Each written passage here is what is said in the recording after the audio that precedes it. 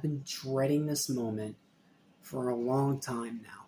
Ever since I knew I had to go through all the movies, I know that I had to go through these two. Look, excuse me. I'm someone that always tries to promote positivity. Only be critical when it needs to be critical. Most of the time I try to keep it lighthearted, fun, and goofy, right? Well, we're not doing that today, because today we're reviewing a certified piece of crap. So, I'm going to try to make this one as quick as possible. I didn't even make a written review of it, because it doesn't deserve it. All you need to know is that it's trash. That's literally all you need to know. I could literally just end the review right there. But I still gotta do the summary, I still gotta talk about the voice acting. This is a movie that brings out Super Saiyan level rage in me. But, at least, after this, I have to just talk about it briefly on the updated tier list, and then I never have to talk about it again. And my voice sounds like it is gone. I am sorry.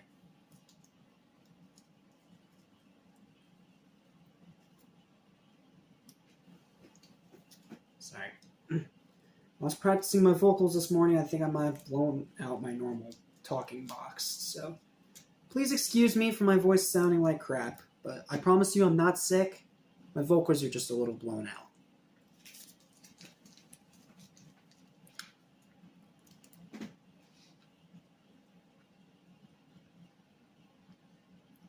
Anywho, what's up? What's happening? What's going on? Welcome back to Anime Station. Number Station for anything and everything. Animation includes two Super Saiyans that fight for the fate of the Earth. I can't talk today. And today we're talking about Broly's Second Coming. And then tomorrow we're talking about what's arguably one of the worst animated movies ever. Yeah, you can tell I'm not looking forward to it. So let's just do the summary, do the voice acting, and I'll just talk about my overall thoughts, give it a final verdict, and there we go. No written review for this one, because it doesn't deserve it. The film opens with an attack ball flying through space and crash landing on Earth. The crash causes a small crater to appear, and a seriously injured but alive, defeated Broly crawls out of it. Yeah, this movie immediately sets a bad tone right off the bat, because it retcons the awesome ending from Legendary Super Saiyan. Screw you! As the weather gets colder, Broly's power decreases and he reverts to his original Super Saiyan state, screaming Kakarot until he finally loses consciousness and turns back into his base form. The water pours over him and freezes, trapping the sleeping Broly and preserving him in the ice. Yeah, now we're ripping off World's Strongest. 7 years later, Goten, Kid Trunks, and Videl are looking for the Dragon Balls because Videl wants to see Shenron. During their search, they find that there is a local village called the Tati village? I don't even know. That is ruled by a priest named Baloja, who's just a stupid, meaningless character. That's all you need to know. Who always seems to think that everything in the world is a curse. The village chief, Zalador, claims that the residents of Natati village are usually terrorized by a monster, and their only source of help is the priest's preaching. When introducing themselves, Trunks and Goten also utilize flights, although the latter briefly paused due to sensing a powerful force in the mountains near his vicinity. Yeah, take a wild guess who that is. Goten, Trunks, and Videl decide to make a plan to rid Natati village of the monster by leaving food for it and hiding in a trunk next to it. However, Trunks and Goten's hunger gets the better of them, and Trunks sneaks an apple. But Videl does not allow Goten to do so by slapping the child across the face, causing him to cry. That's just mean of her. Goten moans and cries. Yeah, that's a real pleasant sound. While Videl attempts to apologize until she finally gives in and hands him a dumpling. However, Trunks later reveals that Goten was actually faking it, which annoys Videl. The monster appears and turns out to be a dinosaur. After a battle, the dinosaur is killed and eaten by Goten, Trunks, and Videl for dinner. The priest is then rejected by the villagers for not being a competent saver, with Natati village now a peaceful place to live. Goten, Trunks, and Videl depart to continue their Dragon Ball hunt. However, unknown to them, Goten's earlier cries caused a mysterious shattering of a layer of ice, the same layer of ice of which Broly was trapped in. Broly awoke in the ice due to Goten's crying because it reminded him of Goku's. Again, just hammering in that stupid little sorry excuse of a character motivation. And shatters the ice upon becoming enraged and transforms into a Super Saiyan. Nighttime falls as Goten, Trunks, and Videl fall asleep so they can continue their quest the next day to bring Shenron out. Early morning, Videl is awoken by loud explosions in the distance and takes off flying to investigate the explosions in the nearby lake. Videl is then confronted by Broly in his regular Super Saiyan form. When Broly and Videl confront each other, Goten and Trunks see what is happening and try to convince Broly to stop. But when Broly sets his eyes on Goten, his rage comes to the surface because he mistakes Goten for Goku. Why? Goten is this tall, Goku is this tall. Is he that freaking stupid? Or are the writers just falling asleep on the freaking computers? Seriously. That is dumb. Due to Broly's deteriorating mental state. Okay, never mind. Still stupid, though. And also due to Goten's appearance and cries similar to that of his father. Broly turns his attention to Goten and Trunks and battles them, pounding them around with ease. During the battle, Goten's eyes fall on the nearby last Dragon Ball, so Trunks tries to distract Broly by mooning and taunting him while Goten gets the germ. Juvenile much? Were you rushed for time or something? Please tell me, because there's got to be an explanation about why you're making writing this crap.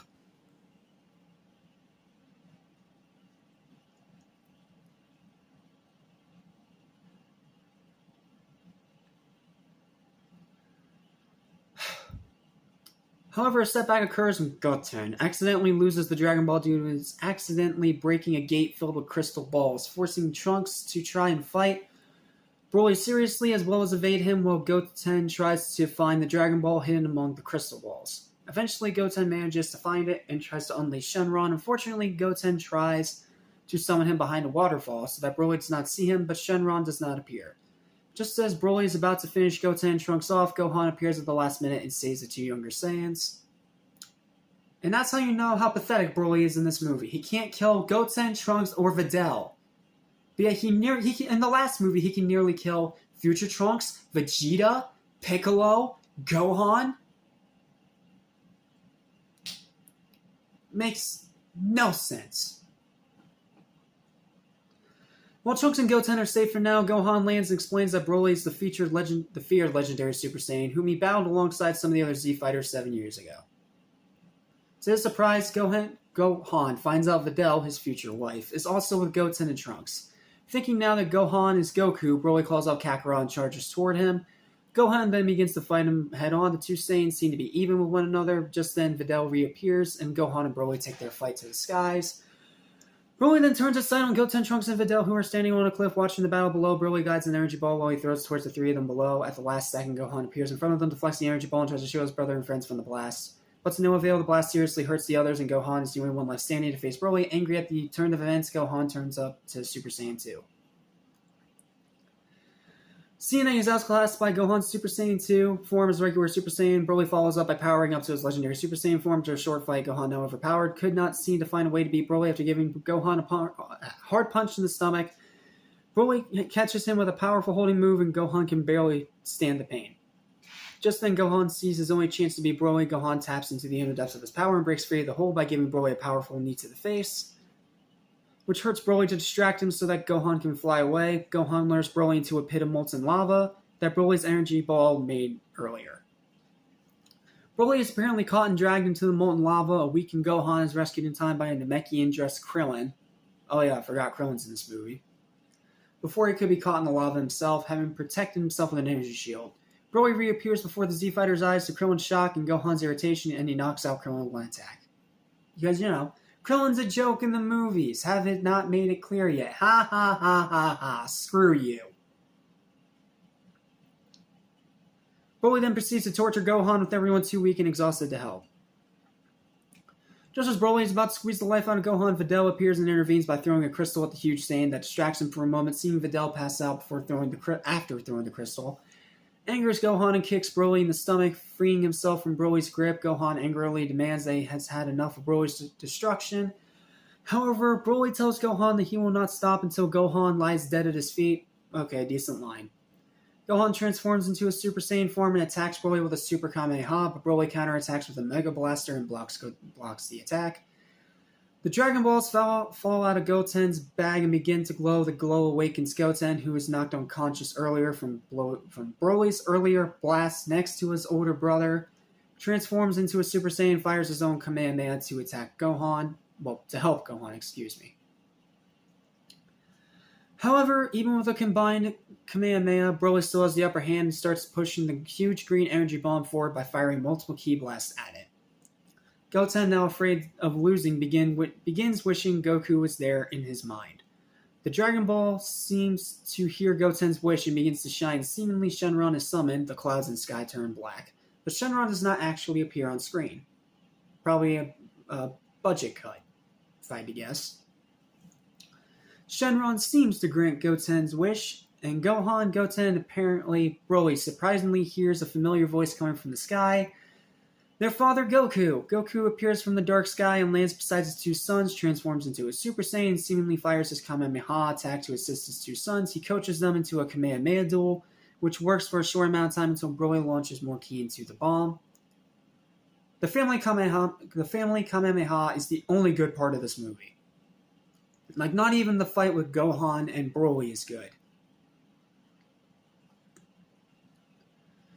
Trunks, now awakened from the energy blast, sends one last-ditch effort ki ball that he had been charging up at Broly and passes out. Trunks' energy ball creates a barrier between Broly and his giant energy bomb, weakening the blast. This prevents Broly from firing more blasts into the bomb to help power it forward.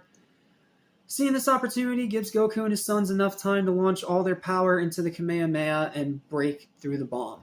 Broly's last-second efforts are futile as he is blasted into the sun and his chest blows open as he screams Kakarot and disintegrates into the sun. Again, the only good part of the movie.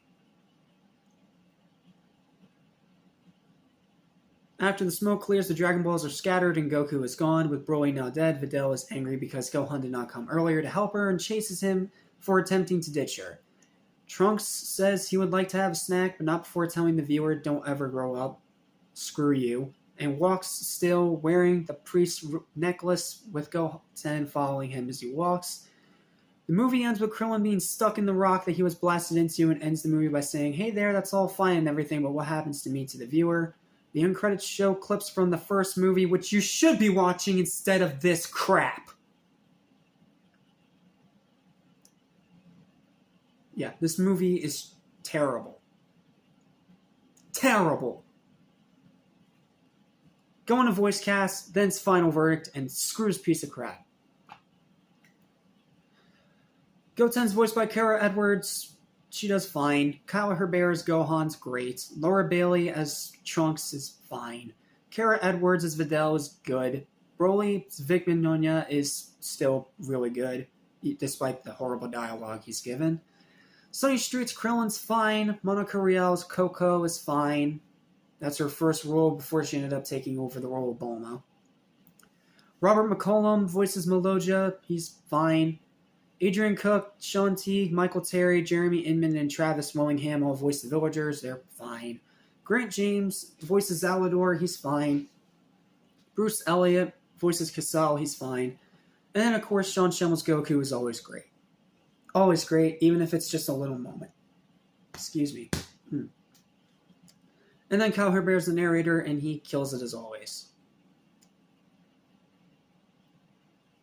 So yeah, the family Kamehameha and the brutal finisher is the only good thing about this movie, aside from the voice acting. The voice acting is still solid, and the animation's fine.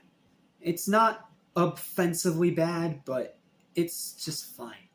The problem is the content. Everything surrounding that is garbage. The story, the characters, the interactions, even the fights suck. This is easily one of the worst movies in the franchise, if not at least top 3 or top 5. And somehow it only gets worse from here.